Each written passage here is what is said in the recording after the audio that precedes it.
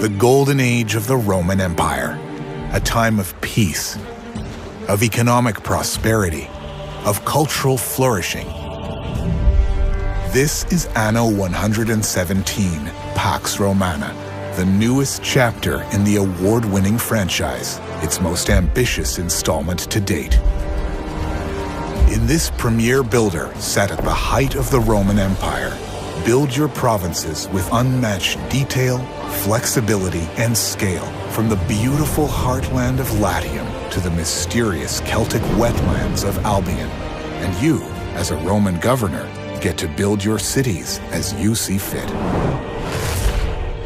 The year is 117. Rome's emperor, seeking to reclaim imperial lands struck by disaster decades ago, sends you to restore prosperity to these once thriving provinces. As your first city grows, a series of events will see you exiled across the sea to the distant frontiers of Albion. Every decision you make as governor matters. Will you embrace local traditions or Roman ambitions? Will you grow your provinces through diplomacy and commerce, or conquer through military strength? Your choices will shape not only the future of your citizens and your provinces, but your own story as well. The journey of any empire begins with a single building. When approaching an island, claim ownership by adding a trading post to its shore. Then, create some roads and move on to building housing for new residents. And setting supply chains in motion to produce resources, such as lumber, giving you the means to expand. Of course, as governor, you'll need a place to live, and it's safest to place your own villa inland, away from exposed coastlines. Each island offers resources based on how fertile they are for a given crop. Lands in Latium, for example, typically provide abundant lavender fields, as well as vineyards producing grapes, which in turn can be used to make wine, a source of both income and happiness. In Albion, settlements may rely on eel fisheries for food and reed farms for making clothing items such as shoes for workers. Much better than Roman sandals for muddy terrain. Entire islands can be devoted to a single industry. Always consider the various stages of the supply chains, from raw material to transformation, then storage, as the placement of each element directly affects efficiency. How your settlement looks and feels is up to you. Latium might inspire an organized design, straight roads, square neighborhoods, organized fields. Albion, with its marshlands, might influence more organic designs, with diagonal roads and settlements respecting the island's natural shape. In addition, your cities can be customized to reflect your vision. Ornaments, luxurious public spaces, awe-inspiring marvels of engineering, pristine marble roads worthy of Rome itself. As your population grows, higher-tier residents will be attracted to your cities, bringing along their need for higher-quality goods. Build markets to raise your people's income.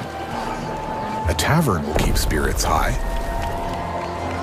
In time, more landmarks will be unlocked, from bathhouses, theaters, to the Colosseum, each impacting citizens' quality of life. Fulfilling the needs of your population by strategically building public services will influence your people's attributes, from happiness to fire safety. City planning, however, is only the beginning, as each city is a direct reflection of the values of those who build it. As governor, each decision slowly shapes the identity of your cities and the way they contribute to the expansion of your provinces. To help foster innovation and knowledge, you can choose buildings, such as the Grammaticus, that will create an area of effect around it, contributing to breakthroughs of new technologies. You choose how the knowledge you gain shapes your city's development. In the discovery tree, you decide if knowledge is used to enhance facilities, unlock new urbanism possibilities, and upgrade military units, each decision having a direct impact on gameplay. For example, researching wells will allow you to use them as a smaller alternative to the larger building housing, vigiles, which grants the fire safety attribute. The result is a more space-efficient alternative that unlocks new ways to develop neighborhoods and cities. Over 150 discoveries exist in total, their availability impacted by your governing style and your engagement with the Roman or Celtic ways. For example, a Roman approach to dealing with Albion's marshes will be to drain them, while a Celtic approach is to learn how to move efficiently through them. Knowledge and research are the keys to unlock your people's minds, but the way to their heart is through beliefs. Build a sanctuary to one of the many patron gods to begin gathering belief, a resource used to unlock religion-centric bonuses and effects. Whether Celtic or Roman, each island can have its own deity whose influence will have a tangible impact on the lives of its residents. Choose Mars, the Roman god of war, and your residents will believe in his strength. They will put all their heart into the production of military materials. In the long run, believing in Mars will even grant land units with superior attack and defense capabilities. By contrast, worshipping Epona, the Celtic goddess of domestication, will make people take better care of animals, which will lead to a boost of farming productivity. When faith in a deity grows strong enough, the people's devotion unlocks exaltation effects with immense benefits. Worshippers of Ceres, the Roman goddess of the harvest, believe she blesses the soil itself, and so the size of available farming fields expands by 50%. Meanwhile, those who honor Mercury Lugus, the Roman god of commerce, trust in his guidance to uncover hidden riches, granting access to gold mines. Discoveries and religion are deeply interconnected, shaping not only the way you play, but the cultural identity of your cities within a wider world. No province exists in isolation, and how you interact with other governors will heavily impact the prosperity of your provinces. Diplomacy is integral to success, as rivals, traders, and even raiders, each with their own ambitions, react to your choices. Trading with another governor will gain their favor, while fostering mistrust with their enemies. Build strong relationships with allies to open trade routes or forge defense pacts, agreements that will come in handy if you were to anger other, more hostile figures. The echoes of your decisions will even reach the ears of the emperor himself.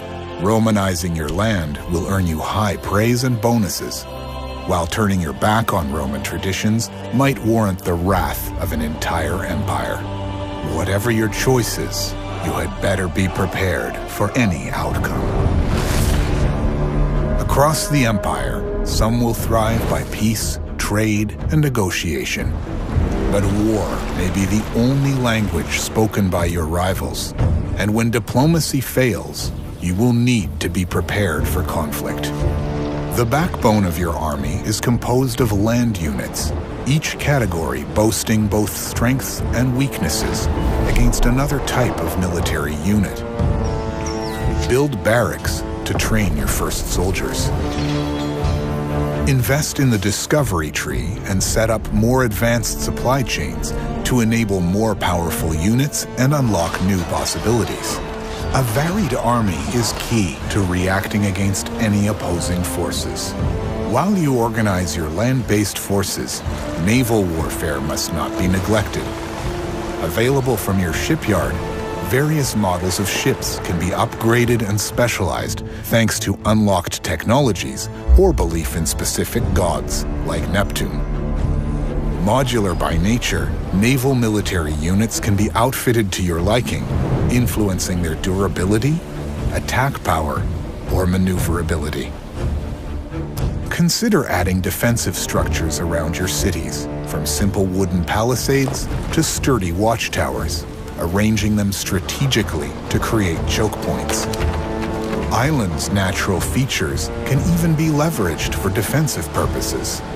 Strong military strategy can secure dominance over your rivals or even the Emperor himself if you choose to defy his rule, turn your back on the Roman ways, and provoke his ire. Friends can be invited as rival governors or join you under a common banner at the start or right in the middle of any game. Compete for superiority in PvP against the wits and strategies of other governors, or cooperate in PvE to rule together while defending your cities from AI-controlled rivals. Outside the campaign, an endless sandbox awaits, granting governors the freedom to decide every detail of their city-building endeavors. The difficulty of the challenges ahead, the rivals present on the map, and the starting province of your cities, for instance.